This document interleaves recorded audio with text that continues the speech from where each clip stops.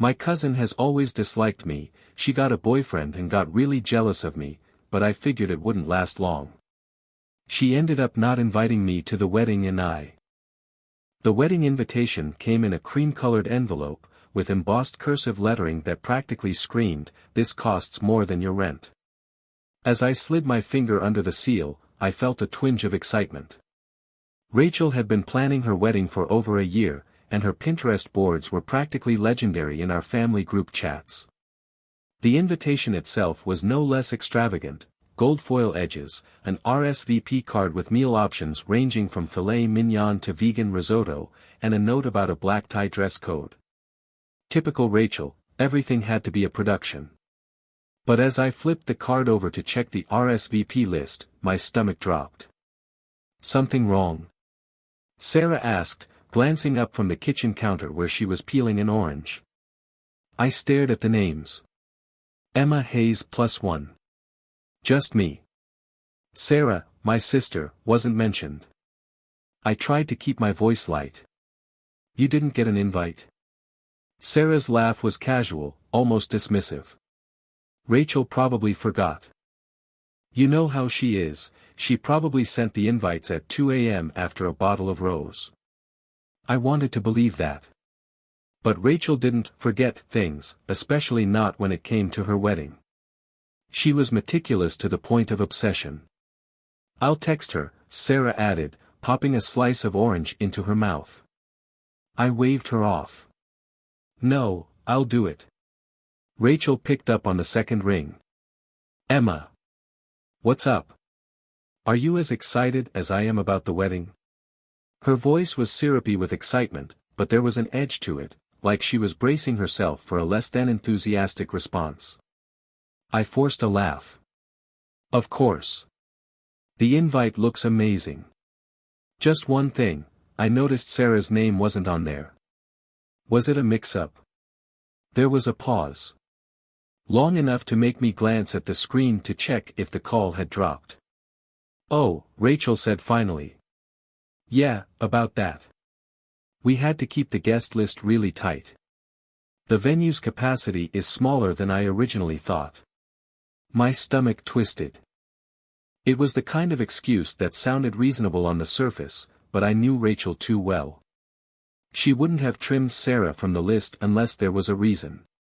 "That's weird," I said, keeping my tone neutral. "I mean, you're inviting a bunch of our distant cousins, and I'm pretty sure you haven't seen half of them since high school. But not your own cousin's sister." Rachel sighed. "Look, it's nothing personal. We just had to make some tough choices. Anyway, I hope you're okay with the +1, I'm assuming it'll be Mark." Mark. My on-again, off-again boyfriend. I hadn't even told Rachel we'd broken up 2 months ago. I tried to steer the conversation back. "Rachel, this feels odd. Did Sarah do something to upset you?" She laughed, but it was brittle. "Emma, you're overthinking this. It's my wedding. Can't I make decisions without getting interrogated?" Before I could press further, she added, "I've gotta run, but we'll catch up soon, okay? Love you." The line went dead. I turned back to Sarah, who was now scrolling through her phone, blissfully unaware of the brewing storm. "She says the venue's too small," I muttered, dropping into the chair across from her. Sarah shrugged. "No big deal. Weddings are stressful. She's probably just cutting corners." I studied her face, waiting for some flicker of hurt or annoyance, but there was none. Sarah had always been like that, calm, grounded, unshaken by petty drama. But something about Rachel's tone on the phone gnawed at me. This wasn't just about the venue. I started replaying past family gatherings in my head, trying to find the thread I'd missed. There was the Christmas party 2 years ago, when Rachel had been unusually quiet after Alex, Sarah's husband, arrived late from work. Or the 4th of July barbecue, when Rachel had made some offhand comment about how perfect Sarah's life seemed, her career, her house, her marriage. At the time, I'd chalked it up to casual banter, but now it felt heavier, like I'd been blind to something bigger. "Hey," I said, trying to keep my voice casual. "Do you think Rachel's ever been?" "I don't know, weird about you and Alex." Sarah frowned. "Weird how?" "I don't know. Maybe jealous?" She let out a surprised laugh. "Jealous? Of what?" I hesitated, but the words tumbled out anyway. "Of Alex. Or maybe of your marriage." Her smile faltered. "Emma, that's ridiculous. Rachel's got Josh, and she's happy. She's probably just stressed about the wedding." I nodded, though I wasn't convinced. That night, I couldn't sleep. I kept replaying Rachel's tone on the phone, her brittle laugh, her quick deflection. It didn't sit right. The next morning, I decided to dig deeper. I started with her social media, scrolling back through months of posts. Most were innocuous, pictures of her and Josh at wine tastings, posts about her wedding planning progress. But then I found a comment thread from last year, under a photo of Alex and Sarah at a family reunion.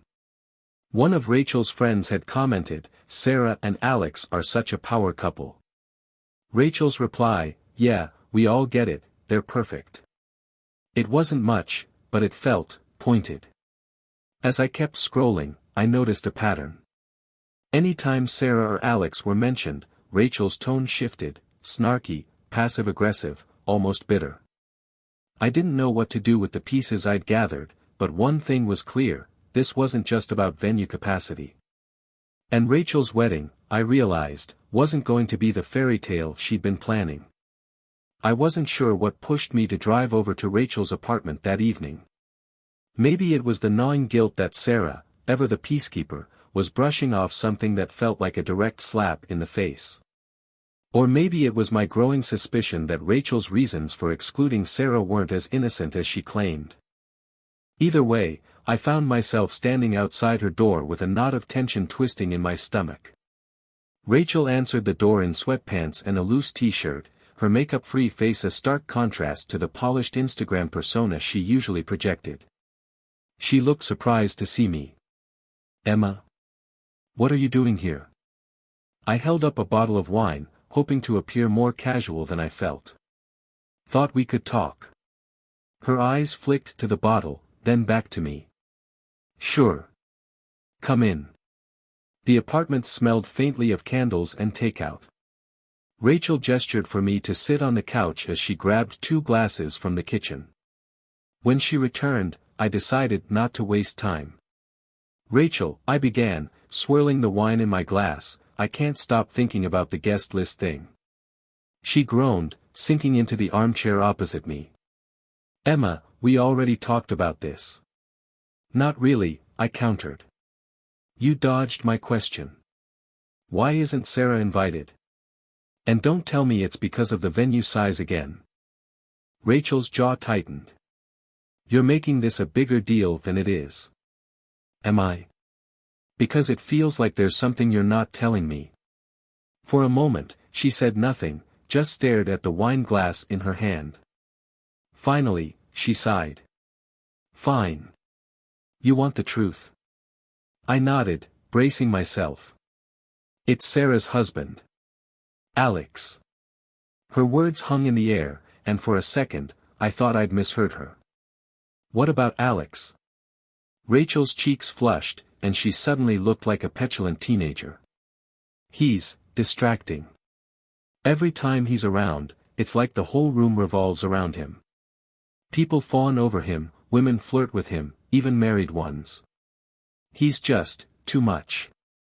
I blinked, trying to process what she was saying. "So you're punishing Sarah because her husband's charismatic?" "It's not just that," Rachel snapped, leaning forward. "At every family event, they're like this perfect couple, always stealing the spotlight. It's my wedding, Emma. For once, I don't want to feel like I'm competing." "Competing?" I repeated, incredulous. "Rachel, no one's competing with you. Sarah and Alex are just living their lives." She scoffed. "Easy for you to say. You're not the one who's been compared to Sarah your whole life. There it was. The bitterness. The insecurity. The thing Rachel had been hiding beneath all her Pinterest boards and performative enthusiasm. This isn't about Sarah or Alex, I said quietly. It's about you. Rachel's head snapped up. What's that supposed to mean? You're projecting your insecurities onto them. You've convinced yourself they're a threat to your happiness, but they're not. They've never done anything to make you feel this way. This is all in your head. Her eyes flashed with anger. You don't understand, Emma. You've never been in my position. Sarah's always had the perfect life, perfect job, perfect husband, perfect everything. Meanwhile, I had to fight for every ounce of attention I got. Even with Josh, I feel like I'm just settling. Her voice cracked on the last word, and for a moment, I saw the raw vulnerability she was trying so hard to hide. Rachel, I said gently, if you're not happy with your life, that's something you need to address. But cutting Sarah out of your wedding isn't going to fix it. It's just going to hurt her, and you. She looked away, blinking rapidly. You don't get it, she muttered. You've always been the neutral one. No one's ever compared you to Sarah the way they've compared me. You don't know what it's like. I wanted to argue, but I could see it was useless. Rachel wasn't ready to confront her own insecurities, let alone take responsibility for how they were affecting the people around her. After a tense silence, I stood up. You need to figure this out, Rachel. Before it's too late. When I got back home, Sarah was in the living room, curled up on the couch with a blanket and a book. She looked up as I walked in. Everything okay? She asked, her voice calm as ever. I hesitated, debating whether to tell her the truth. But Sarah had always valued honesty, even when it was uncomfortable. It's about Alex, I said finally. Rachel feels threatened by him. Sarah frowned, setting her book aside. Threatened? How? She thinks he's too charming, too perfect. She's worried he'll overshadow her on her wedding day. Sarah let out a soft laugh, but there was no humor in it. That's ridiculous. I know, I said, sitting down beside her. But it's how she feels. And it's not just Alex.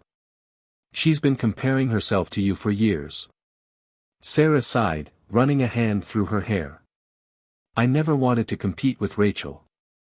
I've always just wanted us to get along. I know, I said softly. For the first time, I saw a flicker of hurt in her eyes. Sarah had always been the stronger one, the one who let things roll off her back, but this, being excluded from her own cousin's wedding, had clearly struck a nerve. Maybe it's better if I don't go, she said finally. If my presence is going to make her miserable, then why bother? But what about you? I asked. Doesn't it bother you that she's treating you like this?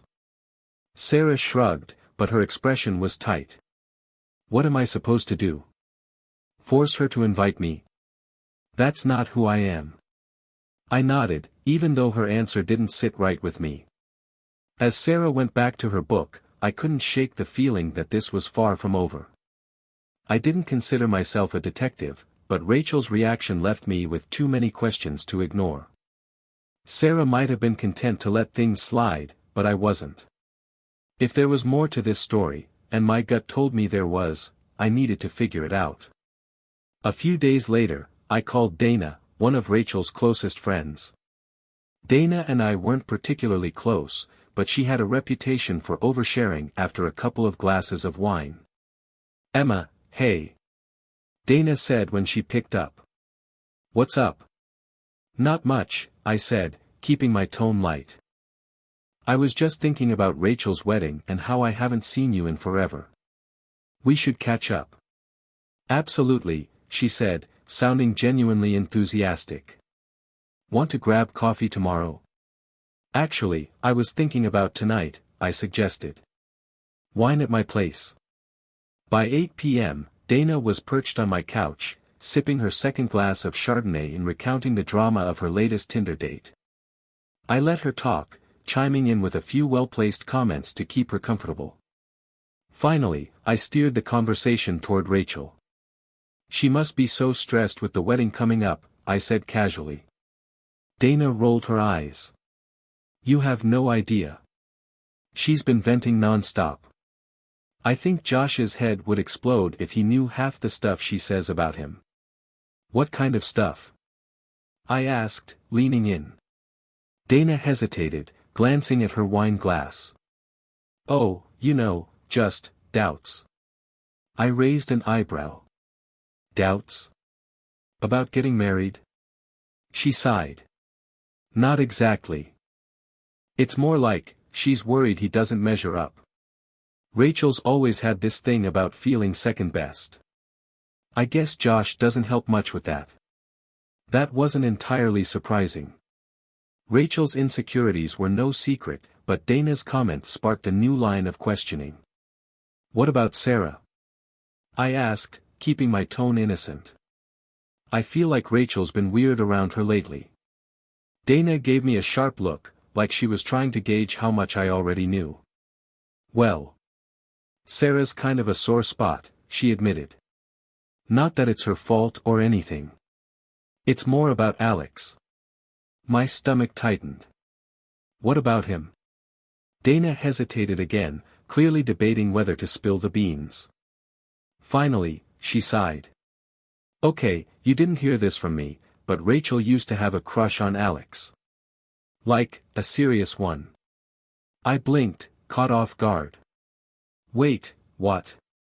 When?" "Before he started dating Sarah," Dana said. "She never told anyone except me, but Rachel was totally into him. She even tried flirting with him at some family thing once. But Alex didn't seem interested, and then a few months later, he and Sarah got together. Rachel was not happy." My mind raced. I'd never known Rachel had feelings for Alex, and it certainly explained a lot.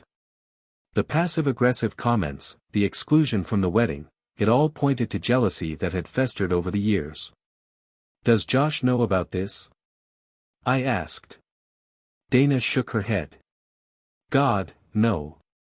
Can you imagine? He's already insecure enough as it is." I filed that piece of information away, my frustration with Rachel growing by the second. She wasn't just excluding Sarah because of Alex's charisma, she was still hung up on a crush from years ago. The next morning, I decided to confront Rachel again. This time, I wasn't going to tiptoe around the issue. When I arrived at her apartment, she looked less surprised to see me, but no less annoyed. "Emma, I already told you, I know about Alex," I interrupted.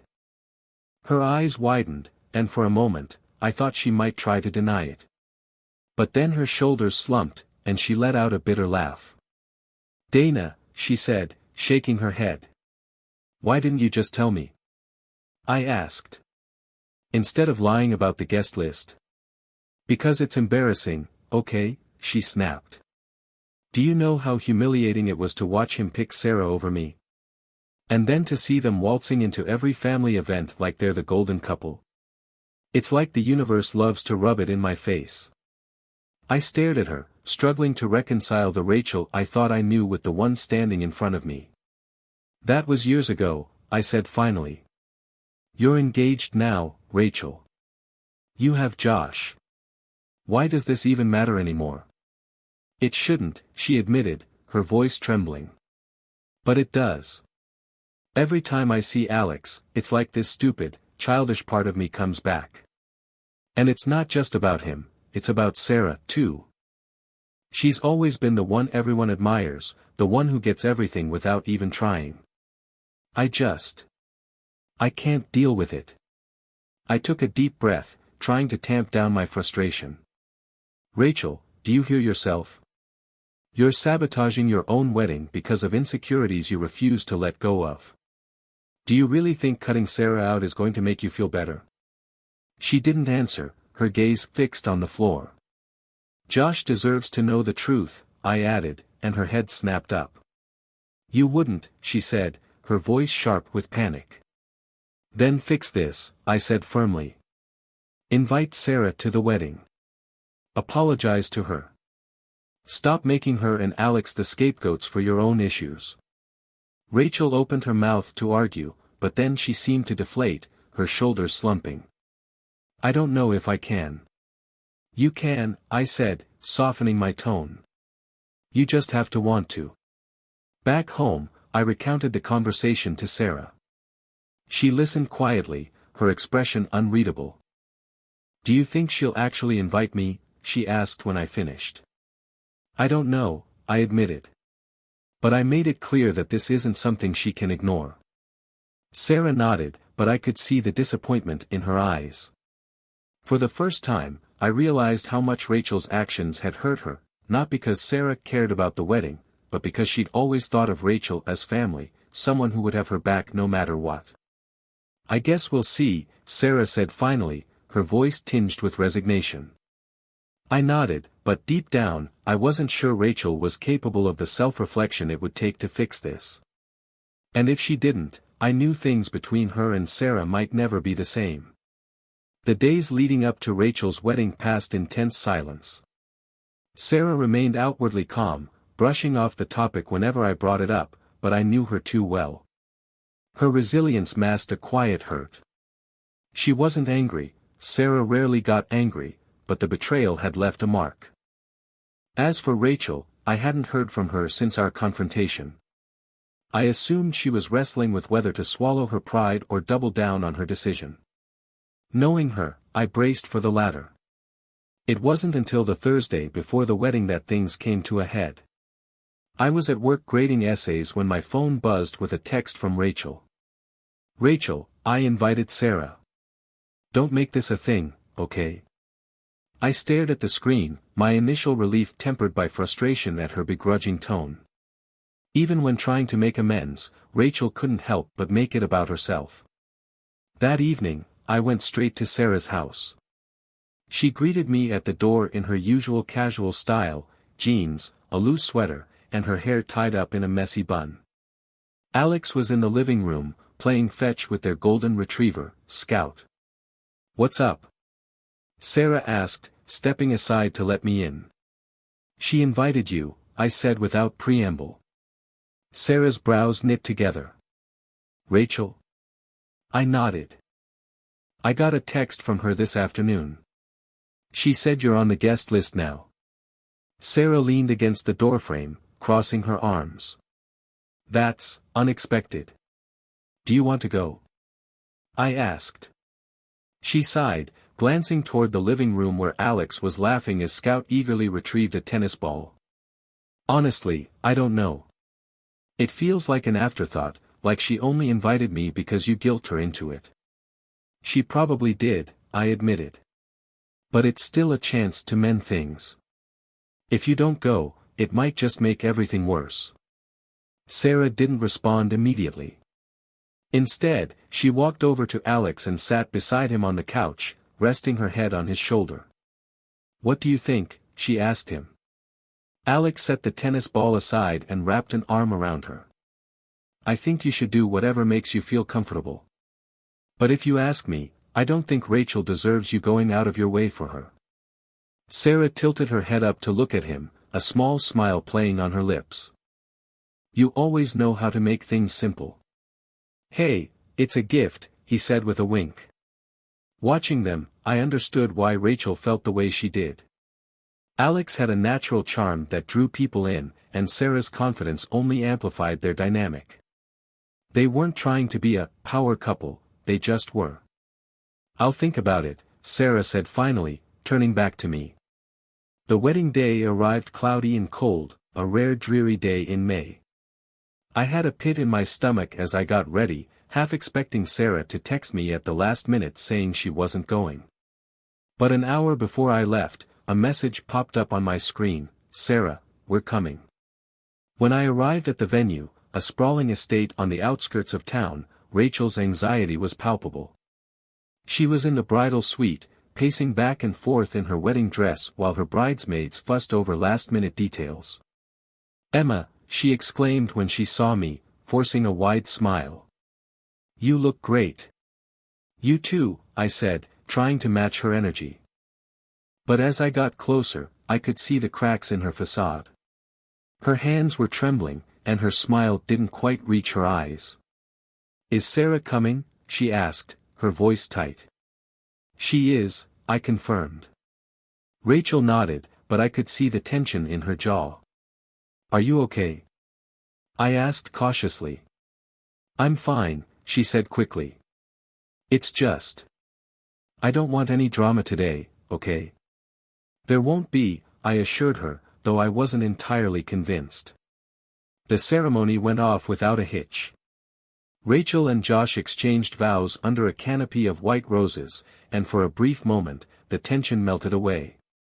Rachel looked genuinely happy as she walked down the aisle with Josh, her hand gripping his like it was the only thing keeping her grounded. But the peace didn't last. At the reception, things started to unravel. Sarah and Alex arrived during the cocktail hour, turning heads as they walked in. Sarah wore a simple but elegant navy dress, and Alex was effortlessly charming in a tailored suit. They greeted a few family members before finding their seats, but it didn't take long for Rachel to notice them. From my vantage point near the bar, I saw her freeze mid-conversation with a guest, her gaze fixed on Alex. Josh was by her side, oblivious, as she plastered on a smile and resumed her conversation. The tension mounted during dinner.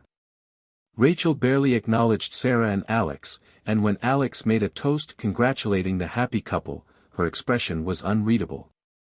It all came to a head during the dancing. Alex and Sarah joined the crowd on the dance floor, laughing and twirling to a lively song. They weren't showing off, but their chemistry was undeniable. Rachel stood at the edge of the floor, watching them with a glass of champagne in hand. Her expression darkened with every spin and laugh. Finally, she stormed over to where Sarah was dancing, cutting through the crowd like a knife. Can I talk to you? Rachel demanded, grabbing Sarah's arm. Sarah looked startled but nodded, allowing Rachel to pull her toward a corner of the room. I followed at a distance, sensing the impending blow-up. What are you doing here? Rachel hissed, her voice low but sharp. You invited me, Sarah said evenly. You know what I mean, Rachel snapped. You and Alex, why do you have to make everything about you? Sarah's eyes widened in disbelief. What are you talking about? We're just here to celebrate your wedding. Yeah, right, Rachel said bitterly. Every time you two show up, it's like no one else exists. I just wanted one day, where it wasn't about you. Sarah stared at her, her calm demeanor cracking for the first time. Rachel, this isn't about me. This is about you. And if you can't see that, then maybe you're not as ready for marriage as you think. Rachel's face turned red, and for a moment, I thought she might throw her champagne at Sarah. But instead, she spun on her heel and stalked off, leaving Sarah standing there, stunned. I stepped forward, placing a hand on Sarah's shoulder. You okay? She nodded slowly. I should have stayed home. By the end of the night, the wedding had an unmistakable cloud hanging over it. Josh looked confused and hurt, and Rachel spent the rest of the reception avoiding Sarah entirely. As I drove home, I couldn't shake the feeling that this was just the beginning of the fallout. The morning after Rachel's wedding felt heavy, like the storm clouds from the day before hadn't quite lifted. I woke up to 3 missed calls from my mom, a string of texts from Dana about what happened last night, and, surprisingly, a message from Josh, Josh, can we talk? I stared at the screen for a long time. Josh had always been polite but distant with me, friendly enough at family gatherings but not someone who would seek me out. Whatever he wanted to discuss, I had a sinking feeling it wasn't good.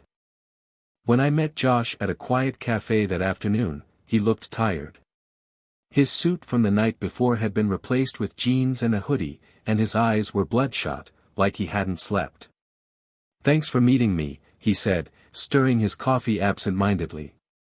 No problem, I replied, waiting for him to get to the point.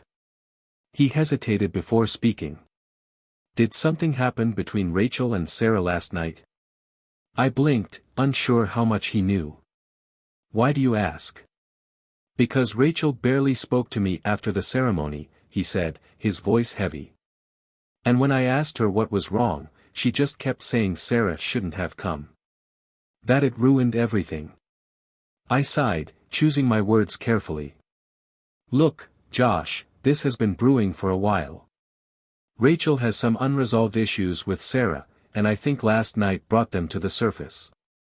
Unresolved issues, he repeated, frowning. Like what? I hesitated, wondering how much to reveal. Finally, I decided he deserved the truth. Rachel's always felt overshadowed by Sarah. And she used to have feelings for Alex. I think seeing them together makes her feel insecure. Josh stared at me, his face a mix of shock and hurt. She never told me that. Maybe she was afraid to, I offered. But it's clearly affecting her. And if you two don't talk about it, it's only going to get worse. He nodded slowly, rubbing his temples. I just don't understand. I've tried so hard to make her happy, but it's like nothing's ever enough. I reached across the table, placing a hand on his. Josh, this isn't about you. Rachel's insecurities are her own battle to fight. But if you want this marriage to work, you need to be honest with each other, even when it's hard. Meanwhile, Sarah and Alex were dealing with their own fallout. I stopped by their house later that evening, bringing a bottle of wine as a peace offering. Sarah opened the door, looking more drained than I'd ever seen her. Long day? I asked as I stepped inside. You could say that, she replied, leading me to the kitchen. Alex was at the counter, chopping vegetables for what looked like a very elaborate salad. He greeted me with a nod but didn't say much, his usual warmth noticeably absent. I take it Rachel didn't call to apologize? I asked, pouring us both a glass of wine. Sarah let out a bitter laugh. Of course not. She probably thinks I owe her an apology for existing. Alex put down the knife and turned to face us, his expression serious. She made it pretty clear how she feels last night. Honestly, I don't know why we even bothered going.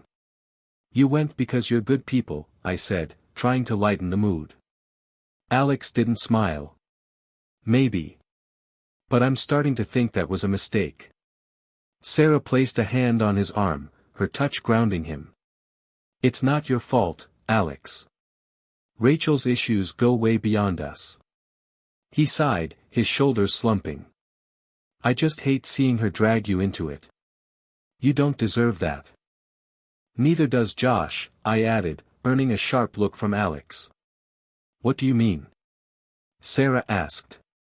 I recounted my conversation with Josh, leaving out the more personal details.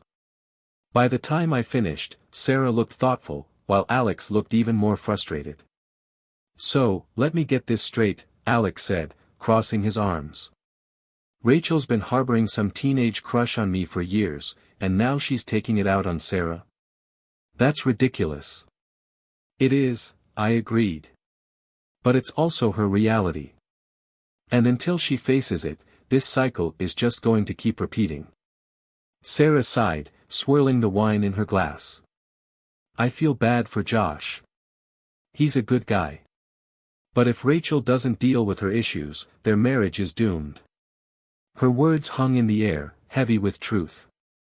Rachel's meltdown finally came to a head 2 days later, at the family brunch my mom insisted on hosting. Everyone was there, Rachel and Josh, Sarah and Alex, my parents, and a smattering of aunts and uncles. The tension was palpable from the moment Rachel walked in. She avoided eye contact with Sarah and Alex, sticking close to Josh like he was her lifeline. The first hour passed in awkward small talk, but things boiled over when my mom innocently asked Sarah and Alex about their recent trip to Napa Valley. Oh, it was amazing, Sarah said, her voice light. We did a wine tour, stayed at this gorgeous little inn. Of course it was amazing, Rachel interrupted, her tone sharp. Everything in your life always is. The room fell silent. All eyes turned to Rachel, whose face was flushed with anger. "Rachel," Josh said quietly, placing a hand on her arm. "No, I'm serious," she snapped, pulling away from him. "Why does it always have to be about Sarah? Why does she get everything? The perfect husband, the perfect life, the perfect, enough." Sarah's voice cut through the air, silencing Rachel mid-rant. She stood up, her expression calm but firm. "Rachel, I don't know what your problem is, but I am done letting you take it out on me. I've spent years trying to be a good cousin to you, trying to support you, but I'm not going to apologize for my life. If you can't be happy for me, that's on you." Rachel opened her mouth to respond, but Sarah wasn't finished. "And for the record, your life isn't as bad as you make it out to be. You have a husband who loves you, a family who supports you, and a future that's yours to build. Maybe instead of tearing other people down, you should focus on appreciating what you have." The room was deathly silent as Sarah grabbed her purse and walked out, Alex following close behind. Rachel stood frozen, her face a mixture of shock and humiliation. Josh looked like he wanted to sink into the floor. "I think we should leave," he muttered, taking Rachel's hand and leading her out the door. Later that night, I called Sarah to check in. "How are you feeling?" I asked. "Relieved," she admitted. "It felt good to finally say what I've been holding in for years." "I'm proud of you," I said. "You deserve to stand up for yourself." "Thanks, Emma," she said, her voice soft. "I just hope Rachel figures herself out before it's too late." So did I. Family dynamics are like glass, once cracked, even the best repairs leave a mark. The fallout from Rachel's wedding and the brunch confrontation echoed for weeks, reshaping relationships in ways none of us could have anticipated. Rachel didn't reach out to anyone for nearly a month. She and Josh went on their honeymoon to Maui as planned, but photos of her signature over-the-top smiles on social media felt hollow. Every caption "living the dream," asterisk or paradise with my forever seemed like a thin veil for the turmoil bubbling beneath the surface. Sarah, meanwhile, threw herself into work. She always had a knack for compartmentalizing, but even Alex admitted she was quieter than usual. One Friday evening, I invited her and Alex over for dinner. As we sat on my tiny balcony, nursing glasses of wine under the fading summer light, I decided to ask the question I'd been avoiding. "Do you think Rachel will ever apologize?" Sarah took a long sip of her wine before answering. "Honestly? No. She's not the type. She'll either pretend it didn't happen or wait for us to sweep it under the rug like always." "She's running out of rugs," Alex muttered, earning a chuckle from Sarah. "But how do you feel about it?" I pressed. Sarah shrugged. "I feel free. For years, I tried to tiptoe around her insecurities, always making sure I wasn't too successful, too happy, too anything that might set her off. But after the wedding, I realized something: Rachel's happiness isn't my responsibility. If she wants to be bitter, that's on her." I couldn't argue with that. A few weeks later, Rachel finally broke her silence. She called me out of the blue on a Wednesday night, her voice tentative and strained. "Emma, can we talk?" "Sure," I said, my pulse quickening. "What's going on?" There was a long pause on the other end. "I messed up," she admitted. "I let my jealousy ruin everything." I leaned back in my chair, unsure how to respond. "Rachel, I think you've been holding on to this for a long time. Maybe longer than even you realize." "I know," she said, her voice cracking. "But I don't know how to fix it." I sighed, choosing my words carefully. "You start by being honest. With yourself, with Josh, and with Sarah. Apologies won't undo the damage, but they're a step in the right direction." She hesitated again. "Do you think she'll forgive me?" "I don't know," I admitted. "But you owe it to her to try." The apology came 3 days later, during a quiet family lunch hosted by my mom. Rachel arrived unannounced, looking nervous but determined. Sarah and Alex were there too, having accepted my mom's invite out of obligation more than enthusiasm. When Rachel walked in, Sarah froze, her fork hovering midair. Alex straightened in his seat, his expression neutral but watchful. Rachel approached the table, her hands clasped tightly in front of her. "Sarah, can we talk?" The room went still. Even my mom, who could usually diffuse any situation with a cheerful comment, seemed at a loss for words. Sarah set her fork down and nodded, her face unreadable. "Let's step outside." They were gone for nearly half an hour. I stayed inside, respecting their privacy, though my curiosity was killing me. When they finally returned, Sarah's expression was calm but distant, while Rachel's eyes were red-rimmed, her face puffy from crying. Rachel didn't stay long. She mumbled a quick goodbye and left, leaving the rest of us to wonder what had transpired. Later that evening, Sarah called me. She apologized, she said simply. "How do you feel about it?" I asked. "Relieved," she said after a pause. "But also, sad. I think part of me always hoped Rachel and I could be close, like real cousins. But now I see that's never going to happen. There's too much baggage, too much history. Do you think you can forgive her?" "Yes," Sarah said without hesitation. "But forgiving her doesn't mean I have to keep her in my life. I'm done walking on eggshells around her." I nodded, even though she couldn't see me. "I think that's fair." As for Rachel, the cracks in her marriage began to show not long after. Josh, who had overheard enough of her insecurities during the wedding fiasco, started pulling away. By Christmas, they were in couples counseling, though rumor had it Josh wasn't optimistic about their future. When I saw Rachel at the next family gathering, she was subdued, her usual bravado replaced with quiet humility. She didn't speak to Sarah or Alex, but she also didn't glare at them from across the room. It was progress, albeit small.